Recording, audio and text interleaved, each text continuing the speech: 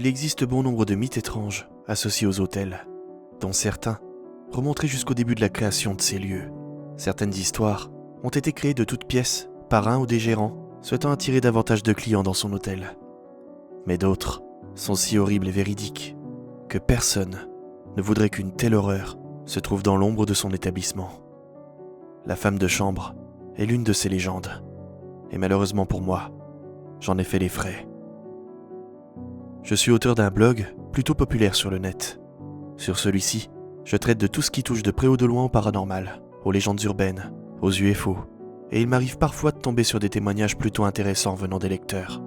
Certains vont parler de leur propre habitation, en prétextant que celle-ci est hantée, qu'une entité passerait son temps à bouger les meubles le soir, ou encore renverser des verres pendant le repas, etc.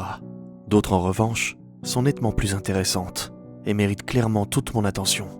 Il m'est déjà arrivé de mener une enquête sur un lieu inédit, où d'horribles choses se sont déroulées, sans que rien ne m'arrive durant tout le long de mon enquête. Cependant, il m'est également arrivé de mener une enquête sur un lieu sans histoire et d'obtenir des résultats incroyables durant toute la soirée. Ce que je vais vous raconter est une sorte de mix entre les deux. L'hôtel de Witt était plutôt calme à cette période de l'année, et lorsque j'ai reçu le mail me racontant l'horrible légende de la femme de chambre, j'ai immédiatement pu réserver une nuit alors que l'on était en pleine semaine. Il s'agit d'un hôtel tout ce qu'il y a de plus classique, situé dans une petite ville et assez isolé de tout. Il arrivait à survivre tant bien que mal grâce aux gens de passage, mais aussi aux habitués. Cela va des touristes qui, après s'être perdus au beau milieu de nulle part, cherchent à dormir une nuit dans un hôtel bon marché, ou des camionneurs s'accordant un petit somme avant de reprendre la route, voire des gens comme moi, curieux d'en apprendre plus sur cette dite légende. Lorsque je suis arrivé devant l'hôtel, j'ai immédiatement imaginé que tout cela n'était qu'une grosse mascarade. Les lieux étaient insalubres. De longs lierres parcouraient les vieilles briques de la bâtisse, allant jusqu'à chatouiller les rebords des nombreuses fenêtres. Le gazon devant était mal taillé, et les fleurs éparpillées par-ci et par-là, dans des pots disposés de façon anarchique sur la terrasse, étaient pourries par manque d'entretien. J'ai tout de suite imaginé que cette légende ne pouvait qu'aider l'hôtel à accueillir plus de curieux, et donc plus de clients. Pas de jardinier, pas de travaux de rénovation, et des lieux isolés de tout. C'était là les preuves même que l'hôtel partait à la dérive financièrement, et qu'une petite légende locale ne pouvait que remédier à une bonne partie des problèmes. Après avoir observé encore un instant tout ce désastre, j'ai fini par pousser la lourde porte de l'accueil.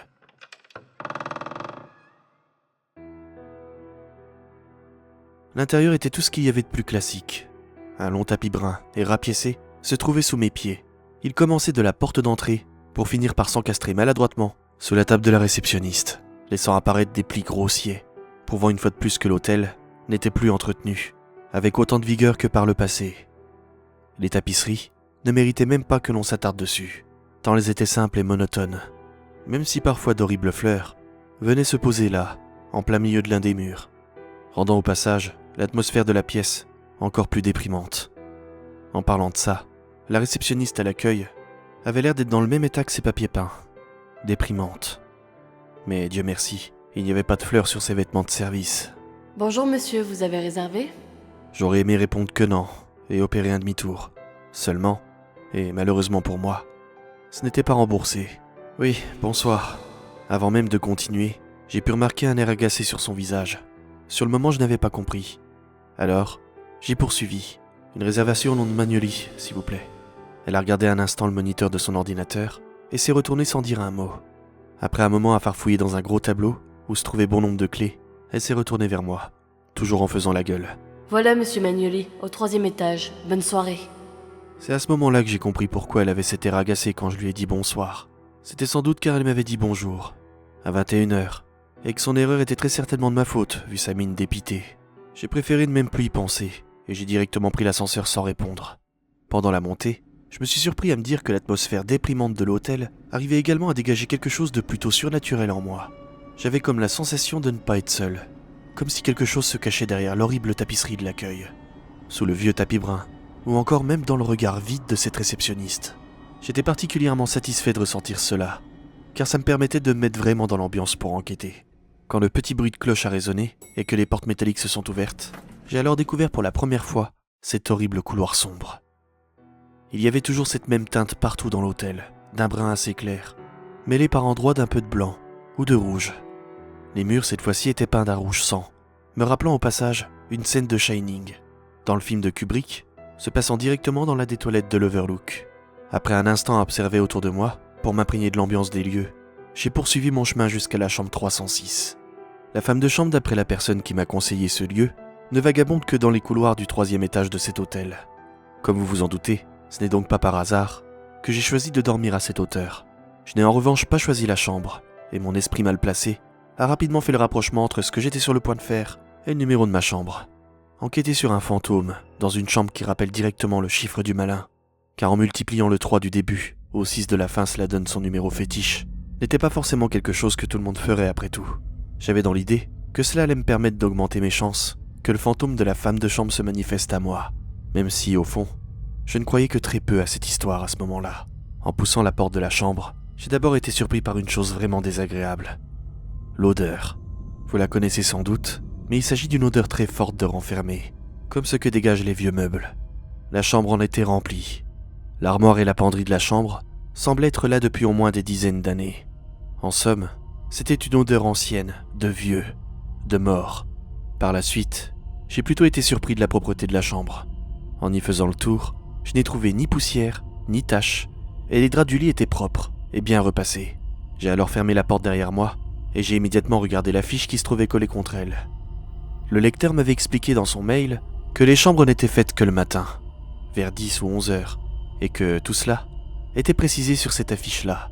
Et effectivement, il avait raison concernant les heures de service des femmes de chambre. Et donc, si l'une d'elles se présentait au beau milieu de la nuit, je saurais qu'elle n'a rien d'une employée de l'établissement.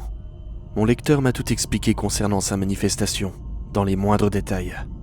De minuit à 4 heures du matin, si l'on est éveillé dans cet hôtel, il est possible d'entendre quelqu'un frapper au beau milieu de la nuit contre notre porte. Selon mon lecteur, il s'agit là de la femme de chambre, une entité dont on ne connaît l'origine exacte, mais qui frappe contre les portes jusqu'à ce que quelqu'un décide de lui ouvrir. Selon lui, il ne faut surtout pas ouvrir la porte. Il m'a même préconisé de placer des caméras à l'extérieur dans le couloir pour observer directement son apparition. Seulement, c'était sans doute illégal. Et personnellement, je n'avais pas très envie de payer des frais supplémentaires ou passer un séjour en cellule à expliquer pourquoi j'avais placé des caméras à cet endroit tout en violant l'intimité des autres occupants de l'hôtel. Du coup, j'étais déjà préparé à lui ouvrir la porte si cela devait arriver. Vous devez alors sans doute me prendre pour un fou en écoutant ça. Mais réfléchissez une minute. Avez-vous déjà entendu parler de fantômes qui tuent ? Je veux dire par là, de fantômes susceptibles de vous blesser directement. Je ne parle pas des poltergeists ou autres entités capables de bouger certains objets, mais bien de fantômes visibles. C'est simple, personne n'a jamais été blessé par un fantôme directement. Cela n'a jamais été officiellement observé. Alors pourquoi cela devrait m'arriver à moi, pour la première fois dans l'histoire de l'humanité ? Comme je l'ai dit plus tôt, j'étais assez sceptique concernant tout cela. Je n'ai jamais réellement observé de fantôme, et encore moins qu'il soit capable de me blesser. Alors oui, j'ai décidé de lui ouvrir, si l'occasion devait se présenter. Dans le mail, il m'a également expliqué qu'en plus de ne pas devoir lui ouvrir, il ne fallait surtout pas que je lui parle, que je pourrais donc l'enregistrer en vidéo pendant qu'elle frappe contre la porte, et rien d'autre. Que ce serait déjà là, une vidéo paranormale à couper le souffle. Il a également cité une phrase à dire à un moment précis. Il s'agit là d'une phrase en latin, que je ne pourrai malheureusement pas vous faire écouter, pour des raisons que vous comprendrez plus tard. Je ne suis toujours pas certain de l'exactitude de la traduction, mais cela voudrait dire « Dame abandonnée, viens chercher ton dû ».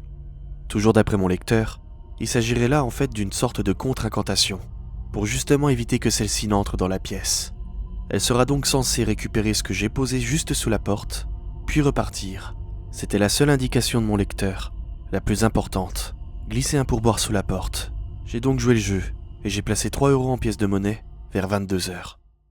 J'étais assis sur le lit, à naviguer sur mes différents réseaux, quand j'ai entendu un étrange bruit provenant du couloir. Je me suis donc levé, et j'ai directement collé mon oreille contre la porte pour mieux entendre. Il s'agissait là d'une douce mélodie, comme chantée par une jeune femme. Juste assez fort pour que je puisse l'entendre, mais pas trop, pour qu'il ne puisse déranger quiconque. J'ai donc regardé l'heure, et il était minuit passé. Mon cœur s'est soudainement mis à s'emballer. J'étais pas certain qu'il s'agissait bien d'elle, mais j'avais cet espoir qui grandissait en moi. Je voulais que ce soit vrai. Je souhaitais au plus profond de moi que les fantômes existent. J'ai donc attendu plusieurs longues minutes, alors que la chanson s'intensifiait de plus en plus. Quelqu'un chantonnant dans le couloir en pleine nuit, était en train d'avancer doucement vers ma porte. Mes mains devenaient de plus en plus moites, alors que je commençais à lancer l'enregistrement sur mon téléphone. Pendant un instant, l'idée que ce soit un parfait canular m'a de nouveau frôlé l'esprit, mais rapidement, j'ai été coupé dans ma réflexion par un doux bruit, presque inaudible, provenant directement de la porte. Le plus effrayant, c'est qu'elle avait totalement arrêté de chantonner. Et ce que je n'avais pas prévu, c'était ma tétanie. Je n'arrivais plus à bouger, et je tremblais de toutes parts. Les frappements avaient l'air d'être de plus en plus forts, et je sentais une peur que je n'avais jamais expérimentée jusque-là, une sensation de danger imminent. Je sentais qu'il ne fallait surtout pas que je lui autorise à rentrer. J'avais extrêmement peur de lui adresser la parole, car la seule phrase que j'étais normalement autorisé à lui dire était celle qui était en latin dans le mail. Aucune autre. J'ai donc hésité un instant, car c'était l'occasion parfaite d'enfin prouver que les fantômes étaient bien réels à toute ma communauté. J'ai alors pris mon téléphone portable, j'ai mis en pause l'enregistrement et j'ai doucement glissé mon téléphone sous la porte, caméra vers le haut, dans l'espoir de capturer une séquence vidéo. J'ai attendu quelques secondes et j'ai repris mon téléphone du bout des doigts. Après un instant, j'ai sélectionné la vidéo et l'ai lancée sans attendre. Jamais je ne me serais attendu à voir une chose pareille. Dès le début de la vidéo, son visage était en gros plan. Elle s'était penchée juste au-dessus de l'objectif de la caméra et le fixait de ses yeux, sans bouger. Ou plutôt, elle le fixait de ses orbites noires, totalement vides. Du sang séché semblait avoir coulé de ses deux trous béants et venait parcourir ses joues jusqu'aux commissures de ses lèvres. Ses longs cheveux gris tombaient devant sa bouche. Seulement, sa bouche avait une petite particularité que je n'avais jamais vue chez personne jusque-là. Elle était cousue. J'ai failli tomber en arrière tant les frappements étaient devenus puissants. Les mains tremblantes, j'ai alors ouvert le mail, dans le but de pouvoir prononcer cette phrase et me débarrasser d'elle définitivement. J'avais toutes les preuves nécessaires pour rédiger un article parfait. Je n'avais pas besoin d'un traumatisme supplémentaire.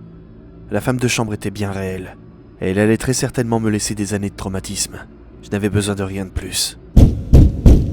Ce qui m'a le plus retourné le cœur, en dehors de ces horribles frappements, c'était l'heure. Il était minuit. Cela faisait déjà au moins une bonne vingtaine de minutes qu'il était minuit. Et pourtant, l'heure n'avait pas changé. Il était toujours minuit. Je sentais qu'il fallait que je fasse vite, que je prononce la phrase, pour qu'elle décide de partir. Je savais que l'heure ne changerait jamais, qu'elle serait toujours là à frapper, jusqu'à ce que je décide enfin de lui ouvrir. Mais il en était hors de question à présent. J'ai donc prononcé à voix haute la fameuse phrase en latin. Et à l'instant même où j'avais terminé de la citer, la porte s'est ouverte. La silhouette sombre s'est alors mise à avancer doucement dans la pièce. Elle semblait boiter, ou trembler, voire peut-être bien les deux. Si ses os ne craquaient pas sinistrement à chacun de ses mouvements, j'aurais pu également dire qu'elle était parfaitement silencieuse. Elle avançait doucement, au ralenti, comme si elle était coincée dans une autre dimension, là où le temps ne s'écoule pas de la même façon. Son visage était terriblement effrayant. Sa bouche cousue et ses orbites vides lui donnaient un air de poupée de chiffon mal rafistolée. Ses cheveux gris et sombres tanguaient de droite à gauche, tant ses mouvements étaient maladroits. De sa main droite, elle tirait une sorte de chariot qu'ont toutes les femmes de chambre, rempli de toutes sortes de produits de ménage. Mais ceux-ci étaient différents. Ils étaient usés, anciens. La plupart des étiquettes étaient toutes effacées ou décollées. Du sang se trouvait sur la grosse majorité des serviettes, et le chariot lui-même, totalement en métal, était partiellement rouillé par endroits. C'est à ce moment-là que j'ai remarqué que le chariot grinçait au fur et à mesure qu'elle avançait. Mais les horribles craquements de ses os prédominaient. Ils prenaient clairement le dessus sur ce son strident. Je ne comprenais toujours pas pourquoi elle était entrée dans la pièce. La phrase était censée la faire fuir, et non lui donner la force d'entrer. Je la voyais vagabonder, lentement dans la chambre, bougeant sa tête de droite à gauche. Dans son autre main se trouvaient les pièces que j'avais posées sous la porte. J'ai machinalement voulu demander ce qu'elle voulait me faire, mais je me suis rappelé de l'une des règles principales, ne jamais lui adresser la parole. J'ai attendu, recroquevillé contre le mur, en attendant qu'elle termine ce qu'elle avait envie de faire. Elle a saisi un produit qui se trouvait dans son seau en plastique, d'où une odeur nauséabonde se dégageait, et a mouillé l'un de ses chiffons sales. Elle s'est ensuite saisie de celui-ci, et a commencé à frotter les murs. Directement, les murs blancs ont commencé à doucement tourner au rose, puis au rouge sang, à chacun de ses mouvements. Puis sans prévenir, elle s'est remise à chantonner. Elle frottait, longuement, et était si occupée qu'une idée m'a alors traversé l'esprit. J'avais envie de sortir par la porte, le plus vite possible, mais elle ne se trouvait qu'à quelques centimètres de celle-ci. Alors, j'ai commencé à me mettre doucement debout. Et c'est à ce moment précis qu'elle s'est arrêtée net. Son corps, toujours face au mur, était devenu parfaitement immobile. Sa main tenait toujours le chiffon contre l'une des tâches qu'elle venait de faire, mais elle ne bougeait plus d'un pouce. Même dans son angle mort, elle m'a vu bouger, alors qu'elle ne possède pas Dieu. Alors l'instant suivant, j'ai décidé de mettre un pied devant moi, pour tenter de courir le plus vite possible. Je n'avais plus rien à perdre. Et si ce n'était pas elle qui allait m'étriper sur le lit, j'allais dans tous les cas mourir d'une crise cardiaque, tant la peur émanait de tous les pores de ma peau. Mais à peine avais-je posé le pied par terre, que la porte s'est refermée avec une violence extrême. Je suis retombé sur le sol, de peur, mais aussi de désespoir, alors que tout doucement, la sombre silhouette face au mur s'est remise à frotter et à chantonner. Elle a fait ça de nombreuses minutes, et je ne pouvais rien faire si ce n'était que l'observer. Elle a nettoyé la table de nuit avec un petit balai cassé, a dépoussiéré la plupart des meubles, en laissant plus de poussière qu'avant son passage. Et elle a même utilisé un produit gras et sale pour nettoyer les 2 vitres de la pièce. Sa chanson commençait doucement à me rendre fou, et je me demandais même si je ne l'étais pas vraiment devenu. Je n'avais envie que d'une chose, partir de cet endroit, mais j'étais dans une impasse. L'heure ne changeait pas, il était toujours minuit.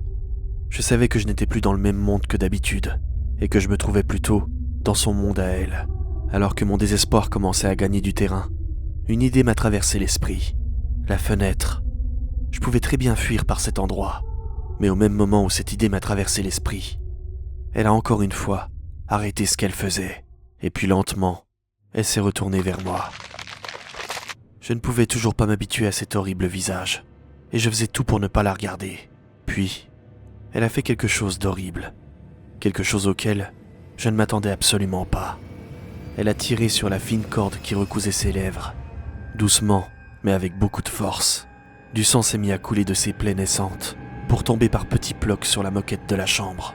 Elle ne semblait pas souffrir, et a rapidement réussi à déchirer toute la ficelle. Ses lèvres se sont mises à pendre en lambeaux, jusqu'à son menton, et presque dans un murmure, elle a prononcé « Avant de partir, je dois nettoyer une dernière chose. » Je n'ai pas répondu, et me suis contenté de regarder ce qu'elle avait dans la main droite, que je n'avais pas vu jusque-là. Un grand couteau rouillé. « Je dois nettoyer tout ce qu'il y a à l'intérieur de toi. » Sans plus attendre, j'ai couru le plus vite possible jusqu'à la fenêtre. Je me suis rappelé d'un détail avant même d'entreprendre de sauter par la fenêtre. Le lierre était épais et parcourait tout le mur du bâtiment. J'ai ouvert la fenêtre alors que je l'entendais arriver rapidement derrière moi. Ses os craquaient plus fort encore, mais cette fois-ci, de sa bouche, sortaient des petits grognements, presque sauvages et primitifs. Les mains toujours tremblantes, j'ai réussi tant bien que mal à me hisser sur le rebord, et avant que je ne puisse me saisir du lierre qui se trouvait juste en bas de ma fenêtre, j'ai senti une main glacée me toucher la joue. « Tu ne te débarrasseras jamais de moi. » J'ai alors attrapé le lierre fermement, et j'ai sauté. Lorsque j'ai entendu la sirène de l'ambulance, j'ai immédiatement pensé que j'étais sorti d'affaire. En ouvrant les yeux, j'ai vu le lierre qui pendait au-dessus de mon visage. Il avait clairement aidé à amortir ma chute, et je ne ressentais qu'une petite douleur au niveau du dos. Un ambulancier m'a expliqué que j'avais été trouvé là, sur le sol, inconscient. La chute avait dû être brutale, mais Dieu merci, je n'étais pas vraiment blessé. J'ai regardé une dernière fois la fenêtre de ma chambre, et tout ce que j'y ai vu n'était que le rideau qui flottait en dehors, poussé par le vent. Vous pourriez croire que je suis alors rentré chez moi, que rien d'horrible ne me soit arrivé ensuite. Seulement, ce n'est pas tout à fait le cas. Je suis bien rentré à la maison, et j'ai bien rédigé un article sur la femme de chambre. Malheureusement pour moi, la bande vidéo était vide, comme si rien ne s'était jamais retrouvé derrière la porte. Le son, en revanche, a pu capter quelques enregistrements, seulement les premiers frappements pour être précis. En somme, il n'y avait rien de concret, rien qui ne puisse prouver son existence, rien d'exploitable. Mais moi, je sais qu'elle est réelle. Je le sais, car j'ai compris pas mal de choses à mon retour à la maison. Non seulement, il m'arrive parfois de l'entendre chantonner lorsque je prends ma douche ou quand je suis sur le point de dormir, mais dans les nuits les plus agitées, Il peut même m'arriver de la voir, par la fenêtre de ma chambre, si j'ai eu le malheur de laisser les volets ouverts. Et même si elle ne prononce pas cette phrase quand je la vois, j'arrive à l'entendre dans ma tête. J'ai également compris pourquoi tout cela m'arrivait. Le lecteur avait parfaitement réussi son coup. J'imagine que, tout comme moi à cet instant précis, il était hanté par cette femme. Je ne sais pas comment il a trouvé le moyen de me redonner la malédiction, mais je ne compte pas garder cette horreur sur le dos le restant de mes jours. Moi aussi, je suis sur le point de rédiger un email, avec cette fameuse phrase en latin. Je compte donner également le nom de cet hôtel à un curieux ou à un chasseur de fantômes, lui demander de prononcer cette fameuse phrase, pour que plus jamais cette entité ne soit à mes trousses. Le mail va être envoyé ce soir à minuit, comme l'heure à laquelle j'ai reçu celui de mon lecteur. Je suis désolé d'avance s'il s'agit là de quelqu'un que vous connaissez, mais si tel est le cas, je n'avais pas le choix. Si lui ne comprend pas qu'il faut redonner la malédiction à quelqu'un d'autre, c'est une bonne chose, surtout pour lui. Mais s'il doit disparaître à jamais avec cette femme, même dans d'horribles souffrances, c'est un risque que je suis prêt à prendre.